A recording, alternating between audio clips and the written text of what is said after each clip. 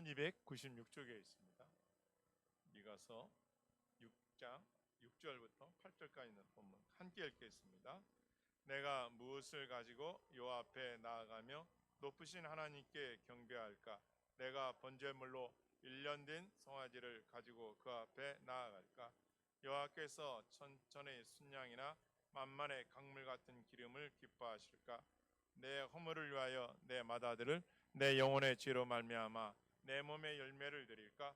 사람아, 주께서 하라는 것이 무엇인 것임을 내게 보이셨나니 여호와께서 내게 구하시는 것은 오직 정의를 따라하겠습니다. 오직 정의를 행하며 인자를 사랑하며 겸손하게 내 하나님과 함께 행하는 것이 아니냐. 아멘. 할렐루야. 우리 앞뒤로 인사하겠습니다. 항상 기뻐하면서 합시다. 범사에 감사합시다. 쉬지 말고 기도합시다. 세상을 움직이는 은밀하고도 무서운 힘에 대해서 전하도록 하겠습니다. 간첩에는 5가지 종류의 간첩이 있습니다. 첫 번째 간첩은 인간입니다. 인간이란 이 간첩은 적국의 관리들을 돈으로 매수해서 간첩으로 사용합니다. 특히 적국 나라에 어떤 사람이냐면 고향 사람, 친한 사람, 친분이 있는 사람들을 돈으로 매수해서 첩자로 삼아서 그 국가의 기밀들을 빼가는 것을 말합니다. 두 번째는 내간입니다. 적국의 관리를 매수해서 이것도 이용하는데요. 적국의 관리 중에 아주 유능한 사람이 실직을 했거나 그 자리를 관뒀을 때 그런 사람들을 돈으로 매수해서 사용하는 겁니다. 그걸 내간이라고 그럽니다. 이 내간을 통해서 나라가 멸망한 예가 많습니다. 또 어떤 사람을 이 간첩으로 만드냐면요, 잘못을 저질러서 국가로부터 처벌을 받은 사람들을 돈으로 매수를 해서 간첩으로 사용합니다. 세 번째로는 유능한 사람인데 여자를 좋아하거나 돈을 좋아하는 사람을 물질을 주고 매수를 해서 간첩으로 사용합니다. 네 번째는 유능하지만 승진을 못하고 말단 직원으로 고생하는 사람들을 돈을 주고 매수를 해서 간첩으로 사용하는 예입니다. 또 한 가지는 방간입니다. 세 번째 간첩은 방간인데, 이건 적의 간첩을 색출해서 잡아가지고 다시 돈을 주고 매수를 해서 적국을 상대로 한 간첩을 다시 이중 간첩을 만들어가지고 사용하는 겁니다. 그러면은 이 사람은 돈으로 매수했기 때문에 양측의 비밀을 가지고 왕래합니다. 특별히 이 방간 때문에 나라가 또 망한 예가 상당히 많습니다. 이중 간첩 그런 거. 마지막으로 사관은 적국에 들어가서 비밀을 가지고 살아서 들어와서 발설하는 사람을 말합니다. 역사적으로 볼 때 간첩에게 주는 상보다 큰 상이 없고 간첩을 사용한다는 사실보다 더 중요한 비밀은 없다. 손자병법에 손자가 말한 겁니다. 아주 진리에 가깝습니다. 간첩을 사용되지 않는 곳은 없다. 그래서 기업체나 국가, 특히 국가와 국가가 간첩이 없는 곳은 없다는 것이죠. 왜 그러면 이 주일날 아침에 제가 이 간첩 이야기를 하느냐? 우리가 보이진 않지만, 우리 눈에 보이지 않지만 이 세상은 간첩들의 활동으로 인해서 국가의 비밀이 누설이 되고 또 나라가 멸망하는 경우가 있습니다. 성경에서 이 간첩으로 인해서 망한 예는 아니지만 뇌물을 받은 것 때문에 망한 나라가 나오는데 유대와 이스라엘 나라입니다. 특별히 오늘 아침에 살펴볼 이 미가서는 바로 뇌물 때문에 망한 나라예요. 여러분, 간첩들이 매수되는 게 다 뭐예요? 보이지 않는 뇌물입니다. 간첩들이 쓰는 돈은 손자병법에 보면 억만금을 줘서라도 매수하면은 나라를 통째로 얻어온답니다. 그래서 아깝지가 않다고. 가깝지가 않다고 말하는 겁니다. 저는 우리가 그냥 이 세상을 살아갈 때 왜 국가가 어려울까?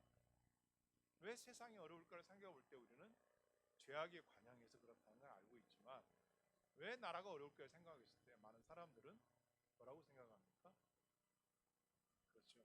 지도자의 어떤 잘못, 또 우리 성도들은 우리의 기도가 부족하고 여러 가지 말을 하지만 여러분과 내가 알지 못하는 간첩들의 활동도 많이 있다는 걸 우리는 깨닫게 됩니다. 이 간첩은 한 나라뿐만 아니라 전 세계가 각자의 나라를 지키기 위해서 정보를 빼내고 정보를 파는 가운데 있습니다. 그래서 지도자는 항상 깨달아야 할 것이 뭐냐? 냉정한 판단력을 갖고 있어서 적을 색출해낼 줄 알아야 되고 가짜 정보와 진짜 정보를 알아내야 합니다. 그러기 위해서는 정보 요원들이 똑똑해야 되고 또 적의 금은 보화로도 매수되지 말아야 합니다. 그런데 제가 옛 고사를 찾아보니까 이런 단어가 있더라고요. 기름 먹인 가죽은 부드럽다. 뇌물이 효과가 나타나지 않는 것은 없다. 뇌물을 주면 약속도 어기게 되어 있다. 천금을 주면 죽지 않고 백금을 주면 벌받지 않는다. 돈을 많이 줄수록 뇌물을 많이 줄수록 살아날 확률이 높다. 새 먹은 똥은 삭지 않는다. 뇌물을 먹은 곳에는 반드시 효과가 나타난다. 왜 그럴까요? 인간의 욕망은 물질로 인해서 순식간에 변할 수 있는 악한 요지를 갖고 있다는 것이죠. 그래서 옛날부터 간첩은 사형이었습니다. 또 미리 어떤 비밀을 국가의 비밀을 알게 되면 사형을 시켜버렸고 발설이 됐다는 겁니다. 그만큼 이 국가를 어지럽힌 것 중에 하나가 뇌물이고 한 사람의 개인의 공직자의 윤리를 어기게 하는 것도 뇌물이라는 것입니다. 제가 그래서 이것을 몇 날 며칠을 곰곰이 생각하다가 밑에 적은 단어가 있습니다. 한번 따라해 볼까요? 뇌물은 국가의 뇌를 갉아먹는 뇌충이다. 국가의 공직자들이 뇌물을 먹으면 성상납을 받거나 뇌물을 먹거나 하게 되면 어떤 일이 벌어지느냐? 그 사람한테는 유익이 될지 모르지만 그 국가는 결국 배 밑에를 구멍을 뚫는 것 같아서 결국 침몰합니다. 바로 이스라엘과 유다 나라가 지도자의 타락으로 인해서 멸망을 받게 됩니다. 특히 지도자 중에 누구냐? 재판관입니다. 재판관들이 뇌물을 받으면 그 재판을 승리케 해주고 뇌물이 없으면 그 재판을 안 봐주는 거예요. 여러분 생각해 보십시오. 아니 그런 나라가 어디 있겠냐 싶지만 여러분 성경에 미가서에 보면 말씀하고 있습니다. 있다는 거예요. 자, 그러면 얼마나 타락되었으면 나라가 멸망하게 됐겠냐? 뇌물로 인해서. 한번 보겠습니다. 미가서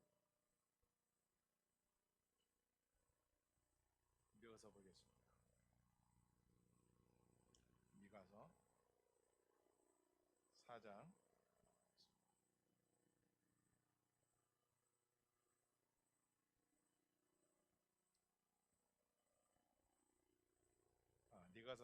미가서 3장입니다.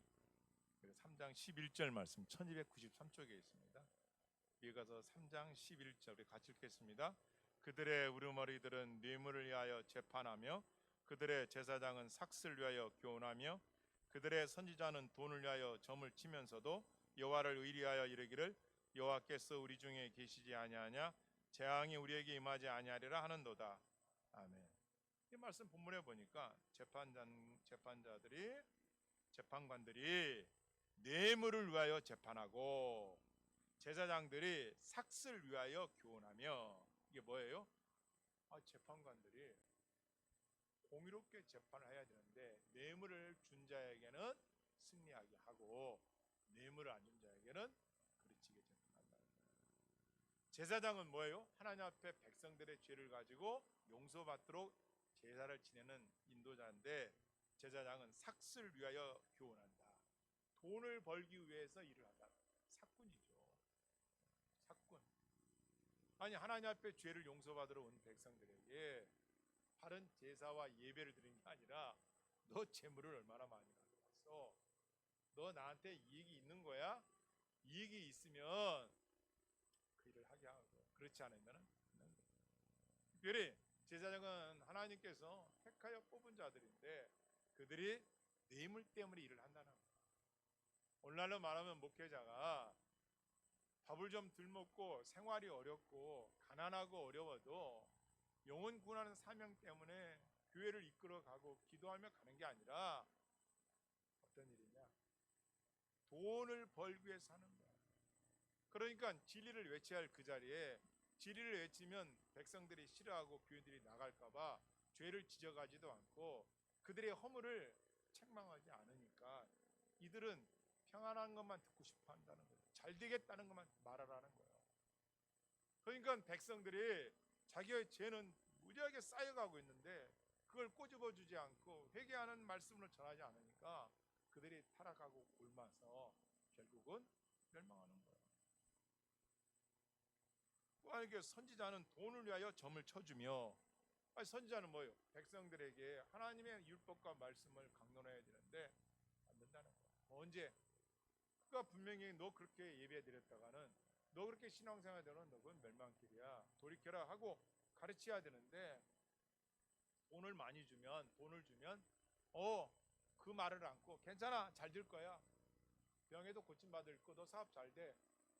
좋은 집 살 거야. 이것만 얘기한다는 거예요. 선지자가 삭슬 받고 제사장이 삭슬 받고 점을 쳐주고 그리고 여호와를 의뢰하여 이르기를 여호와께서 우리 중에 계시지 아니하냐? 야 걱정하지 마. 하나님 우리와 한편이다. 우리가 같이 있으니까 재앙이 너와 나에게 임하지 않을 것이다 라고 하면서 재앙이 없는 설교를 하고 재앙이 없는 점을 쳐주고 재앙이 없는 설교를 말씀을 선포한다는 거예요. 그리고 재판관은 뇌물 때문에 재판을 하고 그러니 유다와 이스라엘 나라가 어떻게 되겠어요?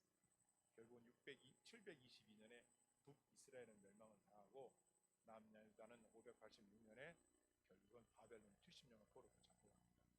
그 가장 큰 원인이 뭐냐? 뇌물입니다. 저는 이 말씀을 준비하면서 아니 전혀 나는 이런 세상이 이런 줄을 몰랐지. 그러나 하나님께서 지혜를 주시다. 그렇구나. 그래서 옛날에 읽었던 병법을 다시 한번 살펴보고 고서를 찾아보고 예문의 역사를 찾아보고 논문을 살펴봤더니 세상이다. 이게 썩었구나. 우리나라가 이것이었었구나. 라는 제 나름대로 결론을 도달했습니다. 제 말이 다 맞지는 않지만 오늘 한번 말씀을 들어보시면 여러분이 깨닫는 게 있을 거예요. 여러분 북이스라엘은 얼마나 이 우상이 극심했냐면요. 악한 왕들이 상당히 많았습니다. 특별히 여로보암 2세 아들 시게라는 자가 6개월을 통치했는데 살렘이라는 자가 반역을 해서 죽이고 피살리고 맙니다. 왜요? 우상 숭배예요. 이 살롬 왕은 한 달 만에 문하메라는 자에게 피살리고 맙니다. 한 달 만에. 그들이 3개월 한 달 만에 한 일이 무엇을 행한지 아십니까? 여호와 앞에 악행을 행하였더라입니다. 짧은 1년, 짧은 한 달, 짧은 3개월 동안에 하나님 앞에 정직히 행하였더라는 그런 글이었고 악을 행하였더라고 기록되어 있습니다. 결국 문하임도 이 악한 왕도 2년 만에 베가라는 부하한테 피살됩니다. 베가는 호세아에서 죽고요. 이스라엘 마지막 왕이 호세아가 왕입니다. 여러분 이 호세아라는 왕이 얼마나 악한 왕이냐 이렇게 있더라고요. 베델에서는 우상을 섬기고 온갖 우상을 섬기는 배교의 걸었다. 그러니까 이 사람은 하나님의 언약을 불순종하고 율법과 계명을 외면하였어요. 그리고선 그 북이스라엘 땅에 옆 소국 나라들의 악한 풍습들을 갖다가 하나님 성전에서 제사를 지내고 불법을 행하였어요. 결국은 하나님께서 아모스 선지자를 보내서 왕이여 하나님을 신뢰하고 돌아서야 삽니다 했는데 듣기 싫어하고 안 들었어요. 결국 722년도에 아수르에 의해서 철저하게 멸망을 당합니다. 남쪽은 어떠했습니까? 남쪽은 여러분 기억나세요? 아사랴 왕이라고 우시아 왕. 아니 선지자가 제사장이 해야 할 분향을 자기가 왕이라고 우시아가 성전에 들어가서 자기가 분향을 합니다. 그때 제사장이 들어서 왕이여 보십시오. 왕이 딱 봅니다. 어째 왕이 이를 행합니까? 야 내가 왕이야. 왕인데 뭘 못해? 내가 분향해야 돼. 왕이여 하나님을 말씀을 반역하니. 그때 이 우시아 왕이 뭐야 손가락을 했을 때 손이 말아져 버렸더라. 중풍 걸린 것처럼 반신불수가 돼서 52년간 통치를 하는데 그런 모습으로 통치를 합니다. 그리고 그의 아들이 나중에 통치를 하는데 성전에 들어가기가 무서워서 성전은 들어가지 않았다고 성경에 기록되어 있습니다. 그리고 이 아하스 왕은 그리고 그 우시아 왕의 아들 아하스 왕은 또 16년 동안 유다를 통치했는데 얼마나 악했냐면 바알 신을 섬기게 하고 흰놈의 골짜기에서 분향하였어요. 심지어 자녀들을 몰렉이라는 신에게 바쳤어요. 그 몰렉 신은 뭐냐면은 몰렉이라는 우상을 입을 크게 만들어서 우상을 크게 만들어 놓고 그쪽으로 쇠로 된 다리를 만들어서 자기가 난 자식 왕의 자식들을 이 불구덩 속에 그 불판을 걸어가게 해서 태워서 죽이면서 제물을 자식을 받겠단 말이에요. 이렇게 악한 왕이 아하스 왕. 그래서 하나님께서 주변 국가 아람과 느신을 통해서 이 이스라엘 왕을 공격하게 시키죠. 이때 나타난 선지자가 이사야입니다. 이사야가 이렇게 말하냐? 왕이여 하나님을 믿고 신뢰하십시오. 그러나 아하스는 듣지 않았어요. 결국 북이스라엘은 호세아 왕 때 마지막 700신의 멸망을 당하고 이 아하스 왕은 결국은 전쟁을 통해서 고통을 당하게 되었습니다. 그 고통 중에도 하나님이 얼마나 사랑이 뜨거우시다면은 여러분과 내가 기억하는 거. 보라 처녀가 잉태하여 아들을 낳으니 그의 이름을 임마누엘 하리라. 이 임마누엘의 원초적인 시작 아르케 첫 번째가 여기입니다. 그 악한 왕이 그런 통치를 하고 있을 때 백성들이 눈이 어두워지고 재판관과 제사장과 선지자들이 지혜가 어두워졌을 때 하나님 이사야 선지자를 통하여 소망의 빛을 줬는데 임마누엘이 오실 것을 약속하신 거예요. 언제? 가장 어두운 시대에. 근데 놀랍게도 미가서를 읽어보니까 오늘 본문에 미가서에 나옵니다. 베들레헴 작은 고원에서 한 목자가 나타날 것이다 라고 말씀한 것이 미가서. 다시 말하면 동방박사 세 사람이 예수님 탄생을 축하하기 위해서 동방박사가 예루살렘을 찾아오잖아요. 바로 그 하나님께서 약속한 땅 예루살렘이 바로 미가서에 나옵니다. 제사장이 타락하고 재판관이 돈을 받고 재판할 때 선지자들이 돈 때문에 점을 칠 때에 하나님께서는 베들레헴 작은 고을에서 영원한 왕 예수 그리스도가 오실 것을 예표하는 것이 바로 미가서입니다. 5장 2절 한번 보겠습니다. 미가서 5장 2절을 우리 한번 크게 읽겠습니다. 시작. 베들레헴 에브라다야 여는 유다 족속 중에 작을지라도 이스라엘 다스린 자가 내게서 나올 것이라. 그는 근본은 상고의 영원히 이르기까지. 할렐루야. 이분이 바로 예수 그리스도. 그러면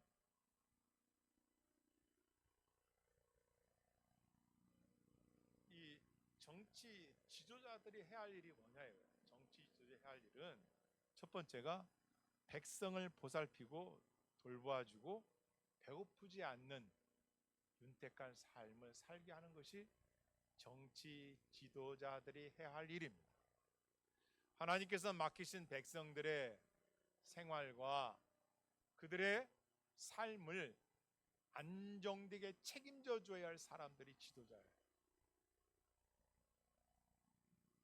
그리고 종교 지도자들은 백성들이 하나님의 뜻을 올바로 알고 따라가도록 지키게 하는 사람이 지도자예요. 오늘날 많은 목회자, 종교 지도자. 그러면 이 사람들에게 가장 마음판에 새겨할 것이 뭐냐? 따라서 공의와 정의입니다. 그러니까 국가 공무원이 됐으면 해야 할 일은 뭐냐? 공의와 정의가 살아있어야 돼. 나라의 녹을 먹고 나라의 부름을 받고 나라로부터 시험을 보고 임명이 됐으면 국가 공무원의 마음속에 자리 잡을 거 뭐냐? 공의냐 이거예요. 공의가 뭐예요? 하나님 모시기에 선과 악의 분별력, 정의, 백성들이 반드시 따라도 돼야 할 합당한 교훈. 이게 국가 공무원 마음속에 자리 잡아야죠. 통치자로부터 저 작은 직위에 있는 사람들까지 항상 살아갈 것을 공유와 정의예요. 그 단어 속에는 내가 이 일을 함으로 내가 살아가는 내 조국이 평안하고 안정되고 내가 이 일을 하므로 백성이 한 사람 한 사람들이 평안하게 살아갈 수 있는가, 이런 국가적 사명으로 그 자리에 앉는 거란 말이에요. 그런데 처음에는 이렇게 시작하였을지라도 투철한 국가관과 세계관을 가질지라도 인간의 타락한 본성은 자기의 유익을 위해서, 이득을 위해서라면 뇌물을 주서라도 공의와 정의를 가진 국가 공무원의 마음을 흔들게 할 수 있는 게 뭐냐? 뇌물이에요. 좀 전에 말씀드렸지만 기름 먹은 가죽은 부드럽다. 뇌물이 들어간 곳에 효과가 나타나지 않는 곳은 없다. 손자가 마른 거예요. 오늘날 전 세계 리더들이 거의 다 읽는 책, 마키아벨리 군주론과 손자병법. 성경은 말할 것도 없고, 다행히 성경을 읽는다면 천만다행인데 그것마저 읽지 않고 손자병법만을 안다면 국가가 어떻게 되겠어요? 뇌물은 국가를 팔아먹는 거예요. 국가를 좀먹는 거예요. 재판관이 뇌물을 먹고 국가공무원이 뇌물을 먹는다면 어떻게 되겠어요? 그 민족이. 그 당시는 태평성대를 누리고 아무 일이 안 나타난 줄 모르지만 반드시 뇌물 먹은 자리에는 썩게 돼 있어요. 제가 뇌물의 역사를 읽어보니까 이래서 나라가 멸망을 했구나. 강대국이라 하더라도 가장 쓰러진 게, 전쟁으로 저는 이긴 줄 알았더니 그게 아니라 뇌물이 들어가서 이기더라. 뇌물을 먹은 자는 배신을, 이중 간접이 될 수도 있고, 국가를 배신하고 기업을 배신하고 소속을 배신하고 단체를 배신합니다. 왜? 뇌물을 들어가. 저는 지난주에 아주 희망적인 눈물을 흘렸습니다. 제가 아는 지인의 아들이 어떤 일로 인해서 나라 일을 하게 됐는데, 나라 일이 아니라 기업체 일을 하게 됐는데 상대에서 뇌물을 준 거예요. 어마하게 부자인 상대가. 그런데 아무도 없는 그 자리에서 거절하고 왔다. 그것을 저한테 얘기를 했어요. 그때 저는 솟구치는 어떤 감동이 있었어요. 그의 부모는 울더라고요. 저도 마음으로 울었어요. 대한민국이 빛이 있구나. 아멘. 다음 세대의 소망이 있구나. 할렐루야. 여러분과 내가 그 액수는 그게 억인지 100억인지 1000억인지는 알 수 없지만 도저히 받을 수가 없더라는 거예요. 나 한 사람이 잘 되겠다고 땀 흘리지 않은 엄청난 큰 액수의 돈을 받아먹고 회사의 기밀을 빼돌릴 수는 없다는 거죠. 여러분, 이런 사람이 국가공무원 되지 않겠어요? 이런 사람이 나라의 기둥이 돼야 되지 않겠어요? 중국의 고사를 보면 오늘날 우리나라 말하면 장관급입니다.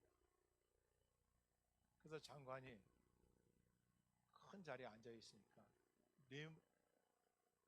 뇌물이 막 들어오는 거예요.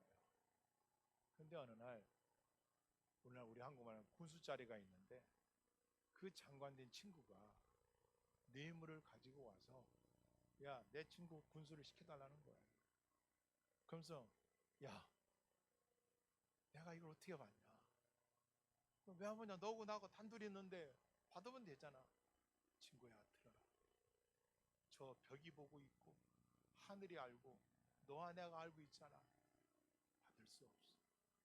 그리고 물리쳤다는 고사가 없어. 한 나라가 바로 세워진다는 것은 이렇게 뇌물을 받아먹지 않는 지도자가 있는 나라이기 때문에 지탱이 됐다는 거야. 만약에 작으나 크나 국가 공무원들 뇌물을 받고 사사로운 이득과 욕심 때문에 탐심을 부린다면 그 나라의 미래가 어떻게 되겠어요? 예, 이렇게 이해한다고요?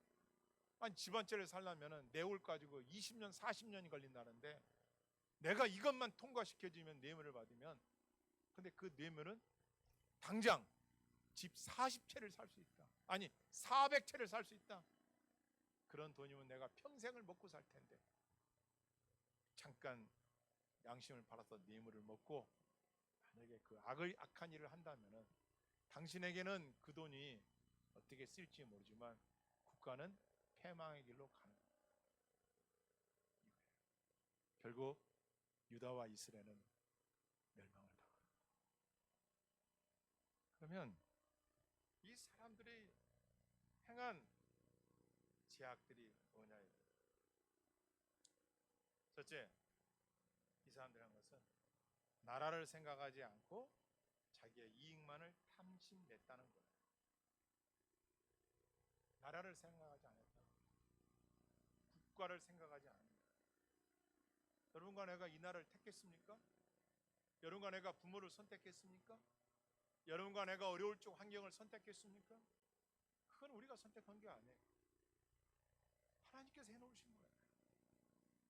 내 조국도 내 부모도 나의 어릴 적 환경도 다 하나님께서 만들어 놓으신 거예요. 인간이 내가 할 수 없는 일을 하나님 하신 거예요. 그럼 우리는 그것을 감사하게 받아들이고 내 조국과 내 나라를 내가 사랑하고 내가 처해 있는 직장과 삶과 가족과 내가 속한 지역을 내가 먼저 사랑해야 돼요. 할렐루야. 그런 내가, 그렇게 세워진 내가 사랑하지 않는 나라 어떻게 되겠어요? 적국이 들어와서 돈을 쓰고 유혹을 하고 나라를 욕하게 하고 나라를 병들게 하고 이간질을 하고 다 뭐겠어요? 그게 속마음. 그 나라를 정복하려고 하는 거지 하지 않겠어요? 우리는 눈에 보이는 것이 다가 아니라는 걸 알아야 돼요. 여러분과 나는 영적인 싸움도 있죠. 육적인 싸움도 있죠. 뿐만 아니라 내가 사랑하는 조국과 내가 사랑하는 직장을 지키기 위한 싸움이 있어요. 지식 없이 싸운다고요? 무기 없이 싸운다고요? 실력 없이 나가본다고요? 백전백변. 첫째는 알아야 돼요. 진리를 알아서 선악의 분별력을 가져야 되고 하나님의 율법을 알아서 악함과 더러운 시대 속에서 내가 얼마나 강직하게 올곧게 살아야 할지 알아요. 그래야 추운 겨울에 푸른 소나무의 청정함을 아는 거예요. 두 번째로는 통치자들이 죄를 책망하지 않았다는 거예요. 선지자들의 제사장들이 백성들의 죄를 책망하지 않고 안정되다 평안하다라고 속였다는 거예요. 왜요? 뇌물을 받아. 또 재판관들이 부정한 뇌물로 인해서 공정치 못한 판결을 내림으로 인하여 백성들의 지혜가 어두워지고 백성들이 어떻게 살아야 할지를 보여주는 거예요. 그래서 천금을 주면 죄에서 해방을 받고 백금을 주면 죄의 형벌을 당합니다. 뇌물을 많이 쓸수록 얼마나 어리석습니까? 지도자는 정의를 좋아하고 실천해야 할 자들이고 정의를 행하지 않는 것을 미워하고 정의를 행하지 않는 백성들을 보면서 두려워할 줄 아는 사람들이 국가의 지도자.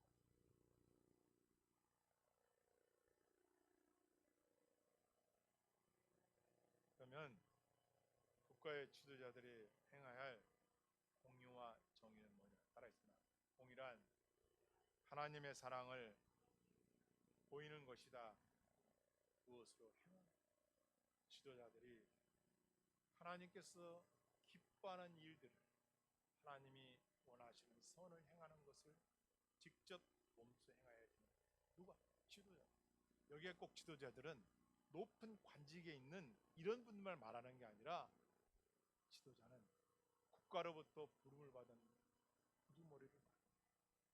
모든 공무원들과 종교로 말한다면 종교 지도자를 말합니다.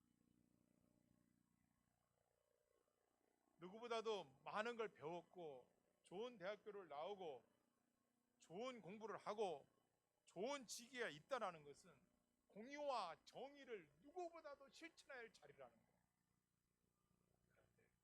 그런데 그렇게 행할 사람들이 정의와 공의를 향하지 않는 결과가 뭐냐? 국가가 어려움에 처한다는 것이죠. 왜? 신뢰를 안 해요. 누구를? 지도자를. 누구를? 앞서 있는 사람.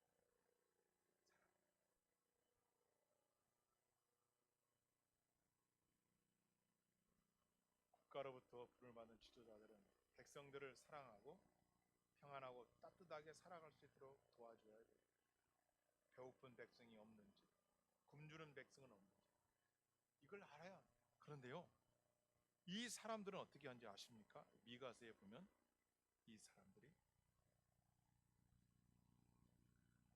이 당시 미가가 활동하던 요담왕, 아하스 왕, 아까 말씀드린 아하스 왕이 얼마나 악한 왕인지 이때에 이 미가서 활동하던 시대인데요, 이 사람들이 얼마나 악랄한 짓을 했냐면 들어보세요.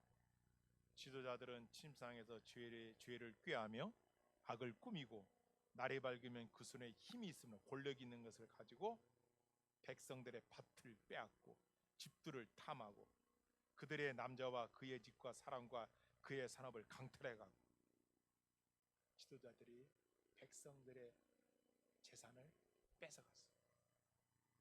그러니 그 국가가 온전해지겠어요? 그러므로 여호와의 말씀이 내가 이 족속에게 재앙을 기획하나니 너의 목이 이에게 벗어나지 못할 것이요 또한 교만하게 다니지 못한 것이라. 이는 재앙의 때임이라 하셨느니라. 그러므로 미가 선지를 통해서 하나님께서 말씀하십니다. 너희들이 뼈에 붙은 살점을 떼어가듯이 백성들의 재산을 강탈해가고 남자와 그의 집의 종들까지도 뺏어가고 이런 악할 행함으로 하나님께서 너희에게 재앙을 내릴 것이다 라고 말씀을 전하고 있습니다.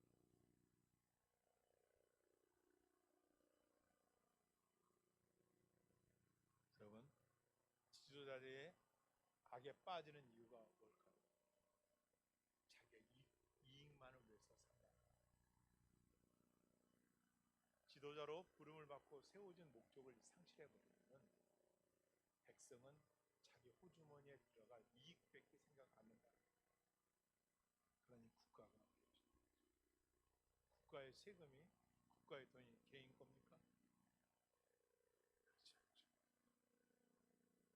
그렇지 않죠. 백성들의 눈과 땀이 되는 것이죠. 그걸 잘 써야 할 사명이 국가 지도자들에게 있습니다. 백성들을 잘 깨우쳐야 됩니다. 바른 교육을 해야 되고 또 국가의 심장인 이 종교, 특히 이 기독교 말할 것 없죠. 죄가 뭔가를 선포해야죠. 하나님이 원하시고 기뻐하는 일이 뭔가를 알려줘야 백성들이 옳은 대로 갈 겁니다. 그것이 공이고 그것이 정의입니다. 공이라 함은 하나님 앞에서 옳고 그름이 무엇인가를 내릴 수 있는 판단력을 말하는 겁니다. 공의는 하나님 보시기에 선악을 분별하는 것이고 공의는 하나님 앞에서 옳고 그름이 무엇인가를 판단하는 것입니다. 결코 자기의 유익과 이익을 위해서 일하는 것이 아닙니다. 그것은 국가를 위해 일함으로 국가에서 그에게 고동의 대가를 지불해 주는 것이죠.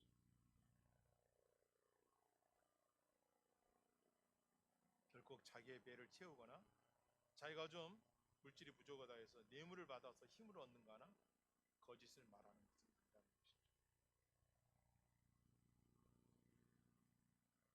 하나님의 정의와 공의를 세우지 않는 나라, 그런 나라들은, 높은 직에 있는 사람들은 몇 날 며칠 몇 년 몇십 년은 잘 먹고 잘 살지 모르지만 그 나라는 피부하게 끼어 있고 그 나라 백성들에게 결국 어려운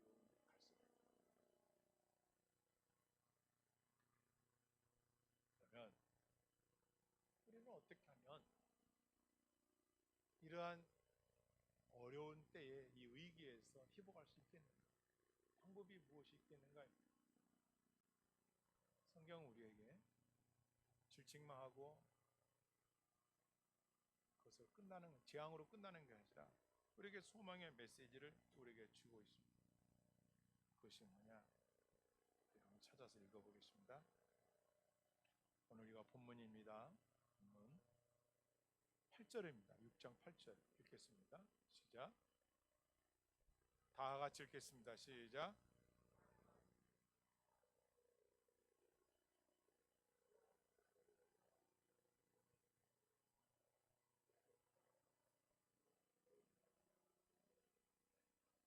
사람아, 주께서 너에게 원하는 것이 있다. 회복할 수 있는 길이 있다. 그것은 뭐냐? 따라했으나 오직 공의를 행하며 오직 정의를 행하라. 내가 그 일을 맡았을 때 내가 이렇게 판단하는 것이 하나님 보시기에 옳은 것인가를 생각하라는 거예요. 이게 정의로운 일인가를 생각하는 거예요. 내가 내 문을 먹고 이 사람에게 기운다면은 반드시 손해보는 사람이 있습니다. 토지를 빼앗기든지 집을 빼앗기든지 재산을 빼앗기든지 고통을 당해요. 그의 가족과 그의 자녀들, 그의 나라가, 그의 후손들이. 그러니까 단 몇 푼의 뇌물 때문에 국가를 흥망성쇠를 가름한 자가 되지 말아야죠. 그 돈이 없어도 살아요. 너는 알지? 내가 너희에게 보여주지 않았느냐? 하나님께서 너희 역사를 봐라. 출애굽시켜서 430만에 고통의 사슬에서 끊어주고 살려주었고, 너희가 가나안 땅에 들어가서 먹고 마실 수 있는 걸 내가 다 대해줬고, 힘들고 어려울 때 내가 너희를 도와준 건 알고 있지 않냐? 내가 그림전에서 너희를 향하여 축복한 것을 다 알면 너희가 내 말을 듣고 지켜 행하면서 세계 모든 민족 위에 뛰어나게 갈 것이며 머리가 되고 꼬리가 되지 않는 나라로 삼아줄 거를 약속하지 않았느냐? 그러나 나의 말을 듣지 않고 불순종하면 재앙과 저주가 너에게 임한다고 가르쳐주지 않았느냐? 그것이 역사에 나오지 않았느냐? 우리나라 조선 500년처럼 이스라엘 500년 역사에도 다 나타내주지 않았느냐 말이야. 그럴 때마다 내가 사사를 세워서 백성들에게 돌아와 했고, 산아 들으라, 짐승들아 들으라 하면서 그들을 증인 삼아서 내가 패역한 너희들에게 돌아오라고 외치지 않았냐? 내가 다 보이지 않았냐? 그러므로 오직 너는 정의를 행하라 라고 가르쳐줘요. 그러면 어떻게 된다? 회복이 됩니다. 오늘같이 어려운 이때 여러분 내가 앉은 자리에서 정의를 행할 때 다시 국가는 회복될 줄 믿습니다. 지금 행하는 우리 지도자들이 정의를 행한다면 반드시 이 민족은 살아납니다. 할렐루야. 따라했습니다. 인자를 사랑하며, 사랑에도 순서가 있다는 거예요.